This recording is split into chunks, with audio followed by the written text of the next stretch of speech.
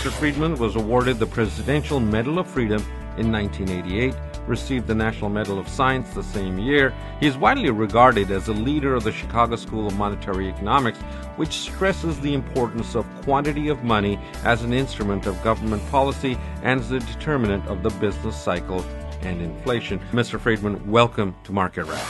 Glad to be with you. Let's start our discussion by focusing on the current monetary policy. Given the current growth patterns and the employment rate, do you feel that the Fed is following the right monetary policy? Well, you can only judge the Fed by its performance. And if you look at the performance of the Fed in the past 15 years, it's been extraordinarily good. We had a major collapse of a stock market bubble, which inevitably was going to lead to a recession. The Fed followed expensive policies that kept that recession very, very mild. So on the whole, I think the Fed has been doing an extremely good job. Do you think they could have sort of pricked the bubble a little bit earlier as far as the stock market is concerned? And there's been a lot of criticism about Mr. Greenspan not being able to do that and letting it get a little bit out of hand. No, I don't think the Fed should have pricked the bubble. I don't think the Fed's goal is price stability. And by that they mean the prices of the goods and services you and I buy, not stock market prices.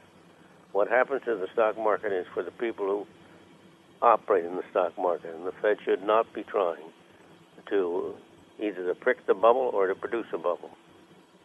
So with a lot of people talking about now that there is a real estate bubble, and if interest rates go up in the second half of this year, that could be negative for the economy. What is your outlook for interest rates? And I feel that if the economy continues to grow, we should get some interest rate increases in the second half of this year. Do you expect that to happen?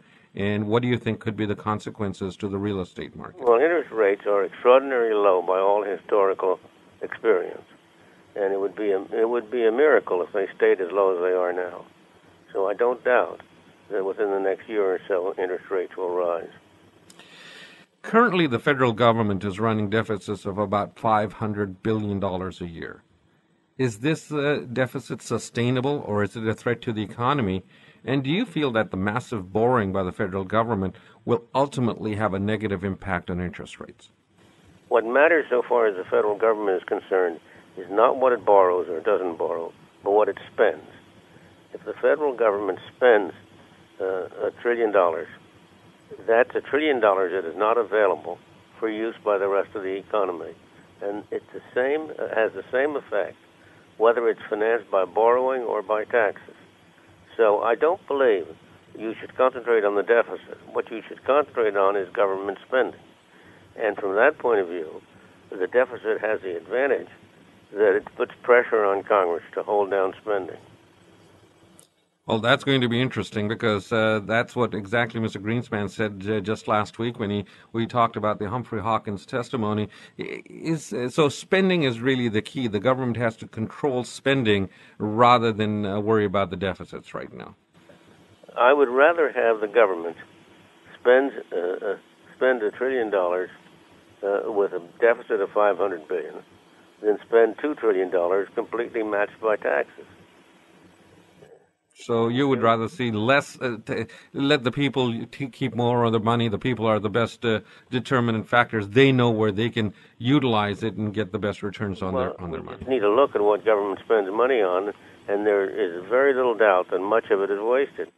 Let's talk a little bit about the dollar right now. That has fallen substantially against the euro and the yen.